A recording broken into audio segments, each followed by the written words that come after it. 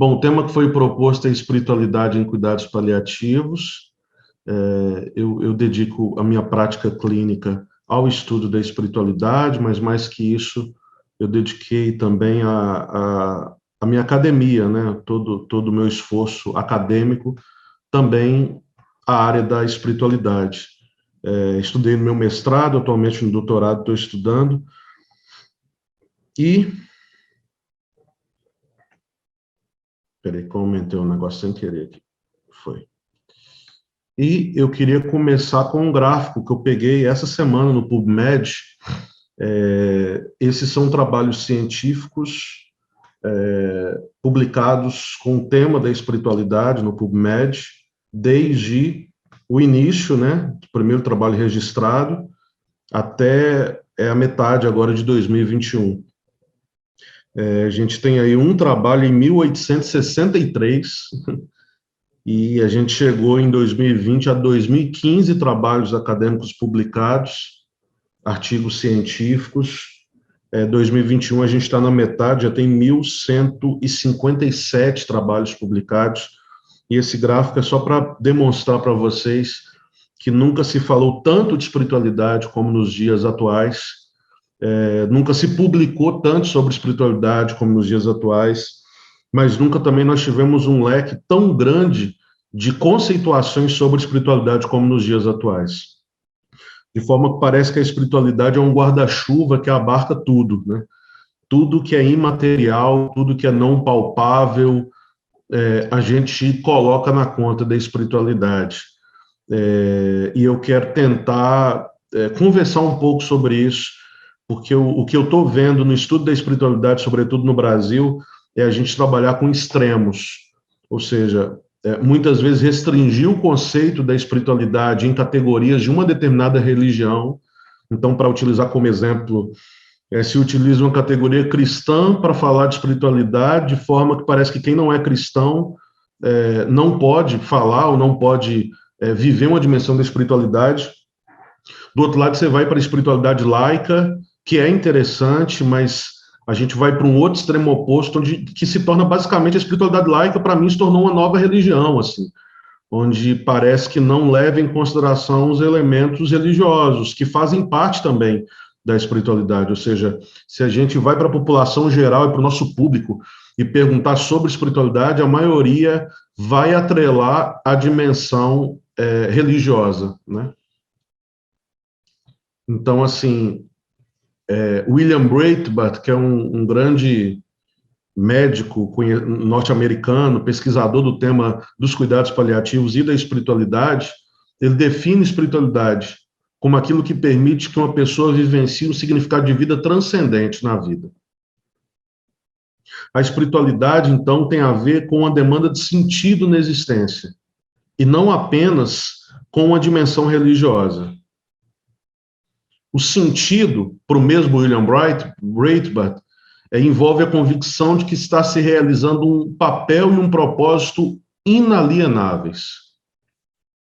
O que Breitbart está dizendo para a gente é que, para a gente falar do tema da espiritualidade, a gente fala de uma dimensão que pode ser expressada e vivenciada através do religioso, mas que não pode se restringir à dimensão religiosa. Ou seja, um indivíduo pode vivenciar a sua espiritualidade acessando a partir do religioso, mas outros indivíduos podem acessar essa mesma dimensão utilizando outras categorias.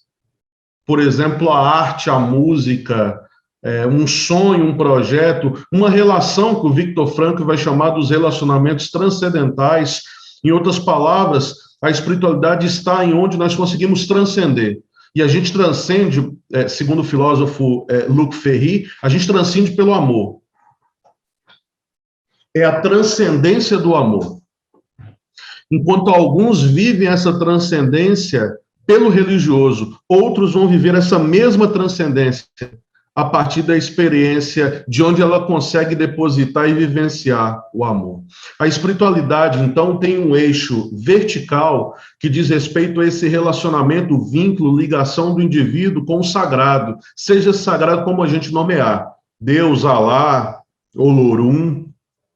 Mas a espiritualidade também tem um eixo horizontal que diz respeito a esse mesmo vínculo do indivíduo com a existência, que é um eixo existencial. Um indivíduo pode vivenciar a sua espiritualidade através da religião, da sua ligação com Deus, mas essa experiência não pode ser absolutizante. Ou seja, eu não posso dizer que para se falar de espiritualidade tem que se falar de uma pertença religiosa, porque outros indivíduos vão acessar essa mesma dimensão através dos sonhos, dos projetos da vida, de um relacionamento afetivo, da natureza, da arte, da música. Dimensões que são descortinadoras de sentido na sua vida. Uma vez o Leonardo conta que ele estava numa mesa de... Leonardo Boff, que ele estava numa mesa de debate lá na Alemanha, sobre religião, e do lado dele estava sentado um camarada, que eu não sei se já ouviram falar, chamado Dalai Lama, né? E ele no intervalo tentando puxar assunto, assim, para puxar assunto com o Dalai Lama, né? Só para falar que conversou com o Dalai Lama, e ele virou para o Dalai Lama e disse assim: Dalai Lama, qual é a melhor religião? E Dalai Lama olhou para ele e respondeu: a melhor religião é aquela que faz de você alguém melhor. Puta merda, é isso, cara. Que existem sistemas religiosos que tornam os indivíduos pessoas melhores, mas esses mesmos sistemas tornam outros indivíduos mais preconceituosos, mais intolerantes. Então, hoje, a minha compreensão, eu não quero que todo mundo tenha a mesma religião que eu. Eu quero que os indivíduos se encontrem em uma religião ou numa não religião que torne esse indivíduo uma pessoa melhor, que traga princípios que transformem ele num ser humano melhor. Então, para a gente falar de espiritualidade, gente, é importante. A espiritualidade é um conceito que não é posse de nenhuma religião. A espiritualidade é um conceito também que não podemos falar só dessa existência e sem levar em consideração que indivíduos acessam a espiritualidade através do religioso. Mas a religião é uma das formas de acesso. Sempre quando eu estou com dúvida em alguma coisa, quem me responde são os poetas, sabe? Não sei vocês, né? É Rubem Alves que diz que quando ele quer saber mais sobre Deus, ele parou de ir para a filosofia e vai para a poesia. Porque enquanto a teologia muitas vezes tenta aprisionar, Mário Quintana vai dizer que o poema é uma janela aberta, né? E Emily Dickinson talvez explica melhor aquilo que eu estou dizendo aqui com as minhas palavras toscas, e ela explica com as palavras poéticas. Alguns guardam o domingo indo à igreja. Eu guardo ficando em casa, tendo um sabiá como cantor e um pomar para o santuário. Alguns guardam o domingo em vestes brancas, mas eu só uso minhas asas. E ao invés do repicar dos sinos na igreja, nosso pássaro canta na palmeira. É Deus que está pregando. Pregador admirável. E o seu sermão é sempre curto. Assim, ao invés de chegar ao céu só no final, eu o encontro o tempo todo no quintal.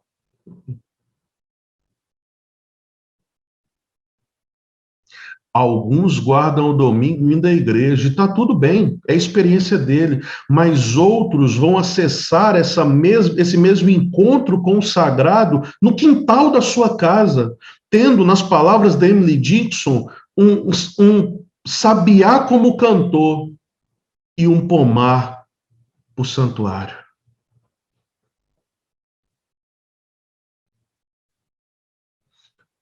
Essa dimensão, o sagrado, não só é posse do religioso, mas o sagrado, gente, pode estar no chopp que a gente toma com os nossos amigos, que se torna um momento sagrado. O chegar em casa e receber um abraço da nossa família, que é sagrado. Na realização de um sonho engavetado durante tanto tempo, que também é sagrado. Então, a transcendência não é um conceito religioso. A transcendência está para além dessa dimensão religiosa. Jean-Yves Leloup conta uma história que explica mais ou menos isso. Ele relata um diálogo de dois passantes, de um passante, perdão, com dois talhadores de pedra que trabalhavam na construção da Catedral de Notre-Dame, em Paris. O forasteiro pergunta: o que estão fazendo? E um deles responde sem importar: estou quebrando pedras. O outro diz com entusiasmo: estou construindo uma grande catedral. Percebam que aqui o trabalho era pesado e repetitivo para ambos, mas a dinâmica subjetiva que os representava era completamente diferente. Adélia Prado, que certa vez disse: de vez em quando Deus me tira a poesia. Eu olho pedra e vejo pedra mesmo. Um dos maiores medos que eu tenho na vida é eu perder a poesia diante da vida.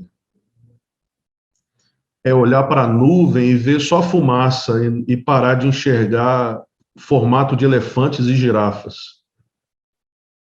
É olhar para a pedra e ver apenas pedra e não aquilo que está para além da pedra. Uma vez eu entrei num quarto e uma paciente disse para mim, o paciente estava olhando fixamente para a janela, e quando eu me aproximei, ela falou: vem cá, Bruno, olha como é que ela está bonita.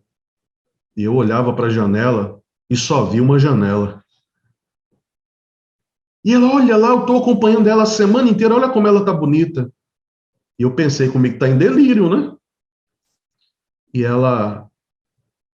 Eu tive que perguntar: desculpa, mas vou ter que perguntar, o que você está vendo? Porque eu não estou vendo nada. E ela: vem aqui. Aí encostou meu rosto no rosto dela. E eu pude ver por uma pequena fresta na janela uma árvore do outro lado da rua que naquele dia tinha florescido. E aquela paciente me disse: eu estou acompanhando ela a semana inteira. Olha como ela está bonita hoje. Não dá para explicar para vocês como é que eu fiquei me sentindo naquela hora.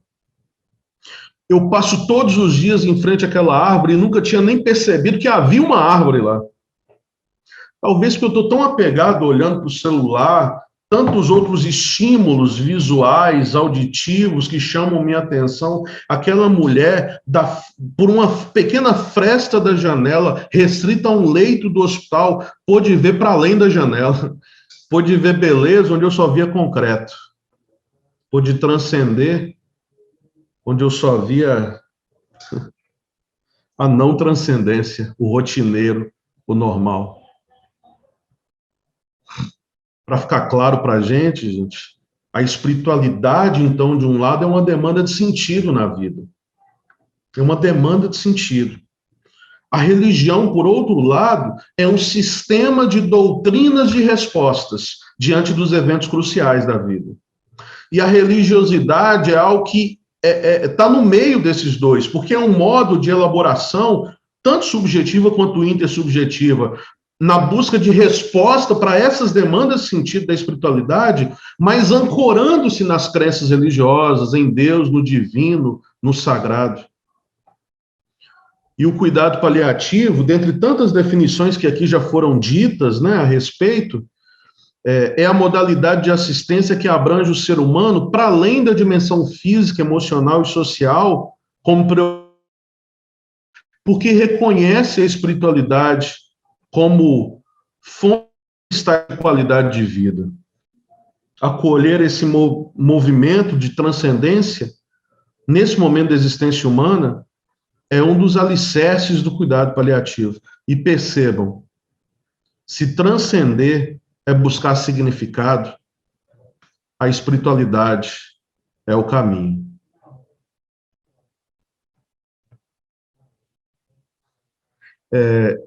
Existem investigações sobre espiritualidade nos cuidados paliativos, é bem recente, vem crescendo na medida que também os estudos sobre cuidados paliativos têm crescido. No contexto de cuidados paliativos, a espiritualidade é fonte de sentido para a experiência que a doença, né, da doença e produz sensação de bem-estar, de qualidade de vida. Contudo, a doutora Mary Ruth Sperandio, que é uma estudiosa aqui no Brasil do tema da espiritualidade e cuidados paliativos, ela mostra que os profissionais de saúde têm dificuldade de identificar necessidades espirituais e atendê-la. Você sabe identificar o que é uma necessidade espiritual? Quando o paciente tem uma demanda, nesse momento aqui eu estou, né, em um dos hospitais que eu trabalho, né, atendendo. Eu lembro, quando eu comecei no INCA, há 17 anos atrás, que a gente estava iniciando um trabalho de suporte espiritual e não apenas um apoio religioso, eu chegava para a equipe e falava assim, vocês têm alguma indicação para mim?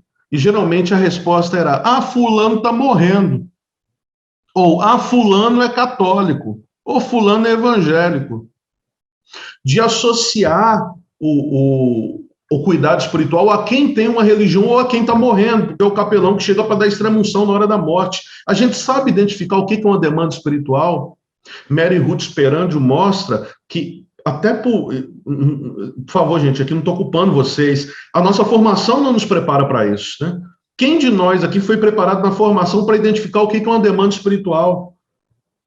E a doutora Mary Ruth Sperandio, na sua pesquisa, mostra que os profissionais têm dificuldade de identificar a demanda espiritual, de saber como agir, e que menos de 15% dos pacientes tiveram essas demandas atendidas.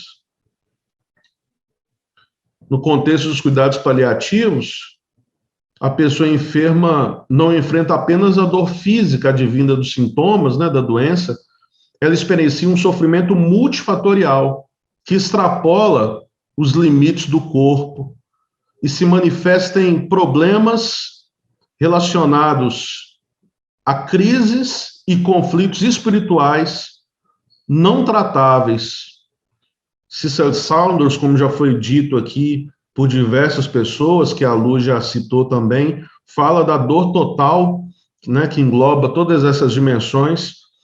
A Organização de Serviços de Cuidados Paliativos no Brasil, deve levar em conta a realidade sociocultural do país, onde a religiosidade, enquanto uma das expressões da espiritualidade, é muito importante para a subjetividade da população. Eu tenho uma certa agonia, vamos dizer assim, que muitas vezes a gente fica pegando estudos em saúde aplicados na Europa, nos Estados Unidos, tentando repetir ou replicar ipsis literis aqui no Brasil, quando as necessidades são diferentes, né? Na Inglaterra, enquanto se discute cuidados paliativos para a população carcerária, para a população de rua, no Brasil a gente ainda tem que provar que cuidado paliativo não é só para paciente que está morrendo, né? Enquanto lá a gente fala das principais necessidades do paciente em cuidado paliativo, muitas das necessidades dos nossos pacientes aqui é eu ter o que comer. Conversem, chama Alexandre para um samba, se chamar Alexandre para um samba, ele nunca vai recusar, tá? Mas chama ele para um samba e conversa com ele sobre a comunidade compassiva e as experiências que ele tem lá, muitas vezes a necessidade é essa, é comer. A gente não pode repetir esse erro quando fala de espiritualidade, porque tem muitos estudos de espiritualidade que vêm de fora, mas nós vivemos num país que é muito religioso, e não dá para desconsiderar isso.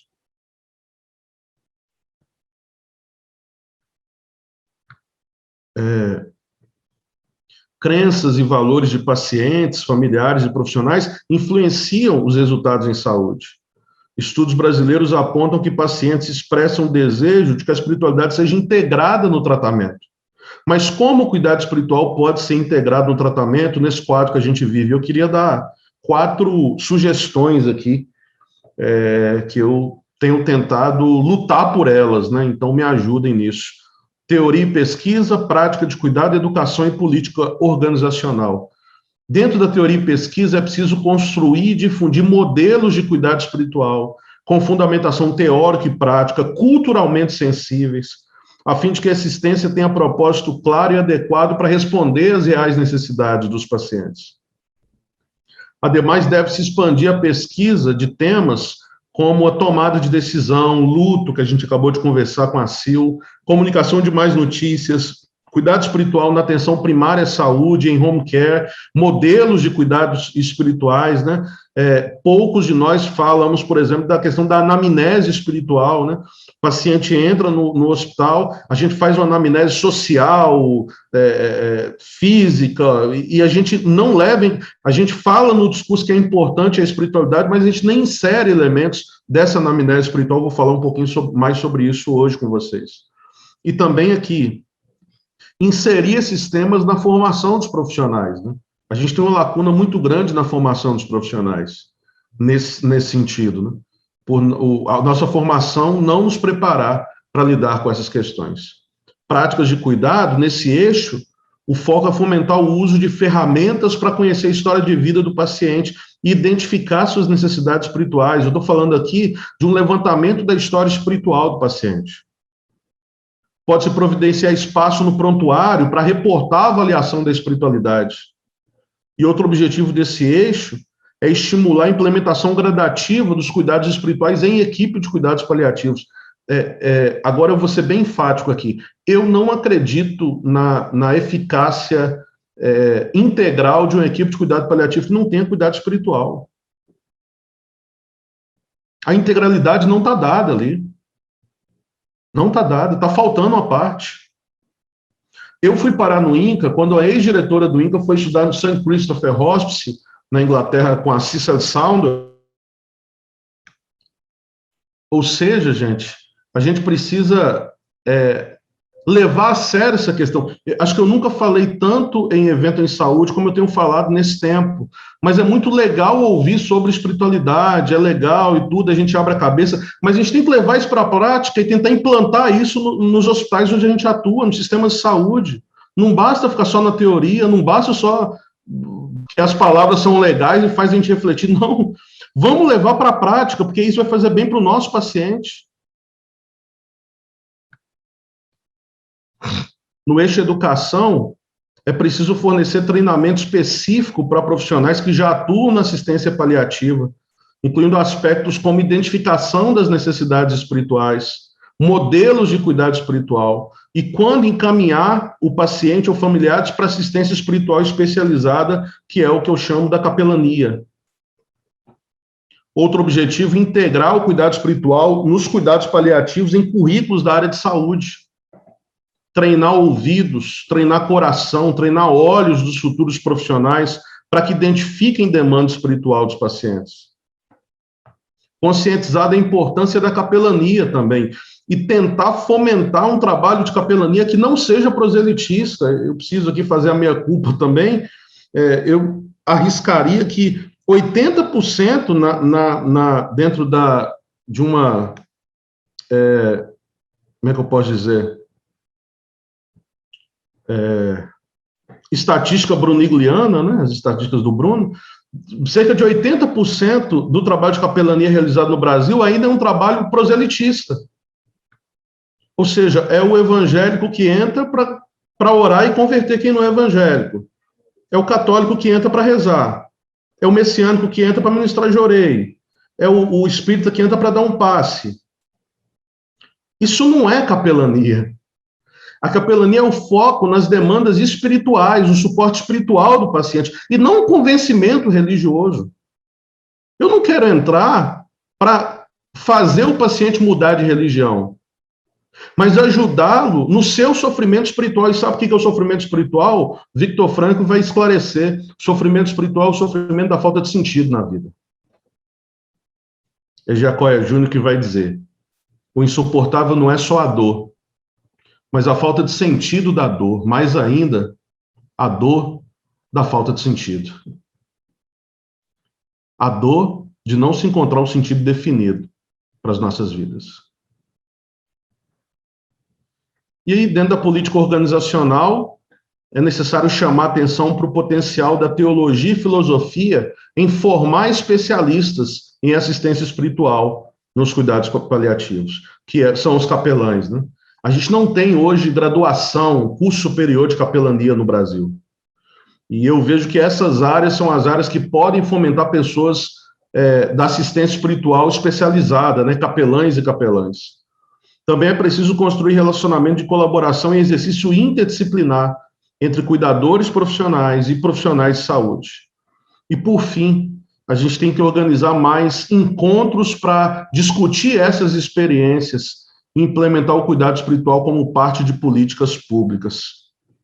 É Rubem que vai dizer lá no seu texto a arte da escutatória, né? Ele diz que a gente tem tanto curso de oratória que ele pensou em criar um curso de escutatória, porque todo mundo quer aprender a falar, ninguém quer aprender a ouvir. Só que ele já disse que acha que não vai ter muito aluno, não. Não é bastante ter ouvido para ouvir o que é dito. É preciso também que haja silêncio dentro da alma. Daí a dificuldade. A gente não aguenta ouvir o outro sem logo dar um palpite melhor, sem misturar o que ele diz com o que a gente tem a dizer. A gente não consegue se desarmar para ouvir o outro. A gente já ouve o outro armado, já pensando o que a gente vai falar. A gente não cria um espaço dentro da gente, né, para ouvir o outro. A gente já quer logo misturar o que ele diz com aquilo que a gente tem a dizer. Acompanhar espiritualmente alguém que sofre é entrar no mundo interior da pessoa, em sua biografia, implica perceber suas necessidades e apelos, ou gritos mais profundos, compreender seu modo de estar e de sentir, né? Acolher e acompanhar espiritualmente envolve tudo isso. Como em todas as outras áreas, também a espiritualidade tem um vasto leque de necessidades, problemas, pontos fortes a reconhecer no doente, né? Para que a gente possa fazer uma contribuição melhor. E aí eu quero apresentar alguns protocolos de anamnese espiritual, um instrumento de levantamento da história espiritual do paciente. O mais famoso deles foi elaborado pela doutora Cristina Puchalski, é o FICA. Cada palavra dessa é uma letra, né? Um tema a ser trabalhado. Então, a gente não pode transformar um protocolo em uma camisa de força, né? É importante dizer isso. A Sil falou mais cedo, e é verdade com o que a Elizabeth Kubler-Ross até disse no final da vida dela, que se arrependeu de ter criado aquelas fases lá, né? E se arrependeu não porque ela não acreditasse, mas pelo que as pessoas fizeram com ela. Então, as fases ela criou como uma resposta que os indivíduos dão. Só que os profissionais, muitas vezes, começaram a tentar pegar o paciente e enquadrar nas fases como um processo linear, né? Então, dizendo isso só para dizer que o protocolo não pode ser algo que a gente chega do lado do paciente praticar, né? Como uma prancheta. Mas são temas importantes. E o primeiro do FIC é o fight, a fé. Questões que podem surgir. Você se considera religioso ou espiritualizado? Você tem crenças religiosas ou espirituais para lidar com seus problemas? Ou se não, né, a pessoa não é religiosa, o que dá sentido à sua vida? O I é de importância. Que importância você dá para a fé ou para as crenças religiosas em sua vida?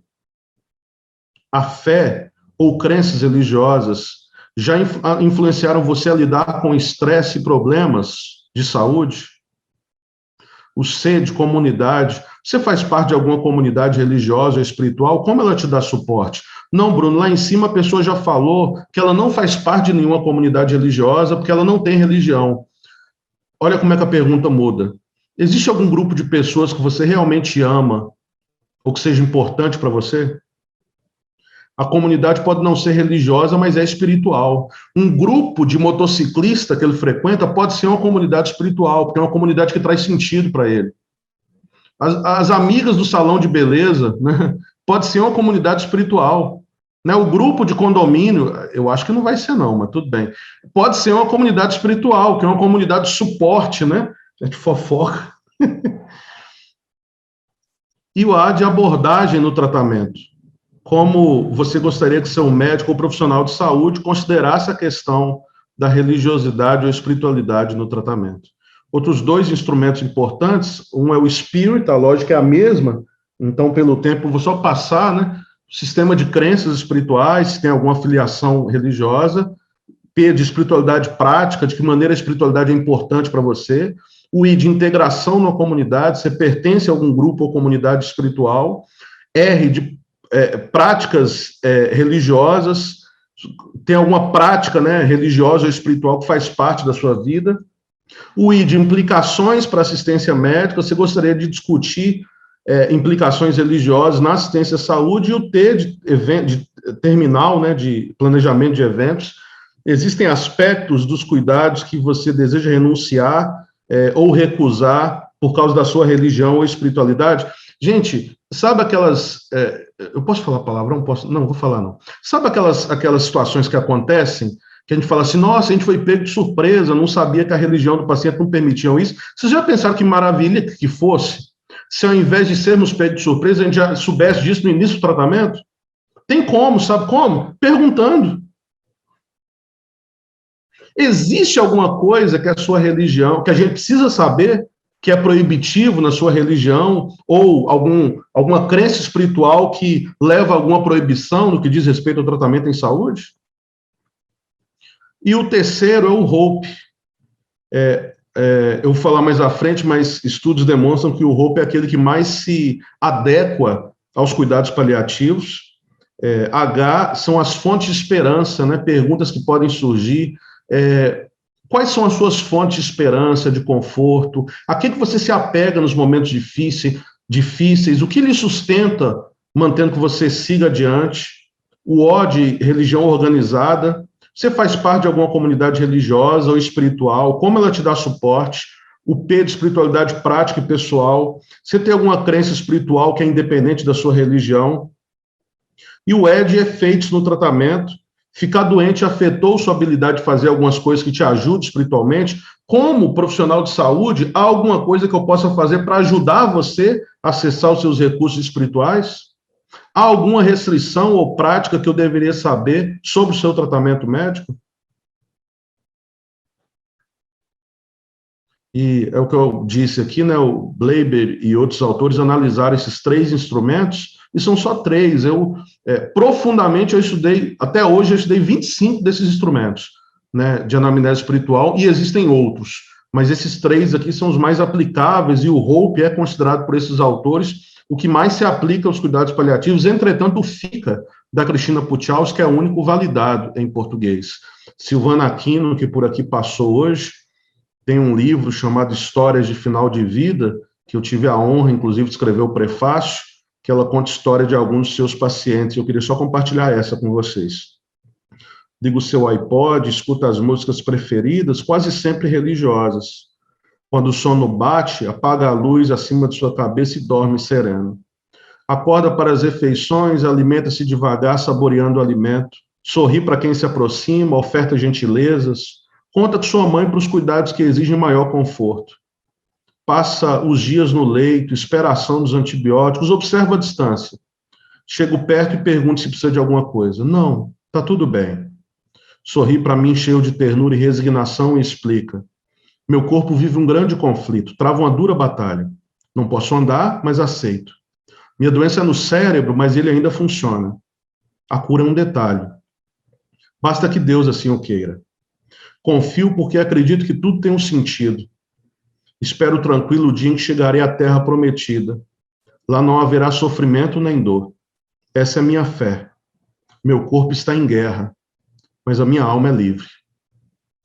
Despeço-me e me coloco disponível para atendê-lo se assim o desejar. Fico torcendo para que deseje, para minha sorte, para que eu possa ouvi-lo mais uma vez. Vocês estão entendendo o que está acontecendo aqui? Cara, se o céu existe, ou se o céu tem rua de ouro ou de Nutella, eu prefiro de Nutella, né? Por que eu quero ouro no céu? Cara, essa não é a questão aqui. Não é uma discussão sobre exatidão ou sobre o que eu penso. É um imaginário simbólico religioso que traz sentido ao paciente nesse momento. Então está tudo bem. E esse imaginário simbólico religioso faz com que o indivíduo ou o paciente ressignifique o momento que ele está vivendo para atravessar de maneira melhor. Dar atenção inescutada do grito por um sentido para a vida precisa ser uma pré-condição daquele que se dispõe a ouvir o outro numa atitude psicoterápica, pois se o homem se revela como um ser em busca de sentido, o esvaziamento dessa busca invariavelmente descortina muitos males do nosso tempo. É com essa convicção que Viktor Frankl afirma que existe verdadeiramente uma força terapêutica no sentido. Eu queria encerrar indicando esse livro para vocês, Bilhete Plataforma, Derek Doyle. Tem uma sacada tremenda nesse livro, né? O que é um bilhete plataforma, né? Imagina que alguém vai fazer uma viagem e essa pessoa tem a passagem. Eu quero ajudar essa pessoa a chegar até a plataforma de embarque, seja para ajudá-la a carregar suas malas, suas bagagens, seja para me despedir. Só que eu não tenho a passagem, por isso eu não tenho acesso à plataforma. Eu vou na bilheteria e compro um bilhete de plataforma. O bilhete não me dá direito de viajar, mas me dá direito de acompanhar essa pessoa até a plataforma de embarque. Derek Doyle percebeu ao longo de seu lidar com pacientes em cuidados paliativos que ele havia comprado bilhete de plataforma. Todos nós que lidamos na área da saúde, mesmo sem saber, a gente comprou bilhete de plataforma, onde a gente acompanha o paciente até a plataforma de embarque. Seja para ajudá-lo a carregar suas cargas, seja para nos despedir. Mas essa viagem é dele, não nossa. Por isso ele vai e a gente vai ficar. Por vezes a gente vai chorar nas despedidas. A gente vai sentir saudade. Mas a gente precisa enxugar as lágrimas, dar meia volta, voltar pelo mesmo caminho que a gente veio, para quem sabe ajudar tantos e tantos outros pacientes a trilhar esse mesmo caminho até a plataforma de embarque. É isso. Obrigado, gente.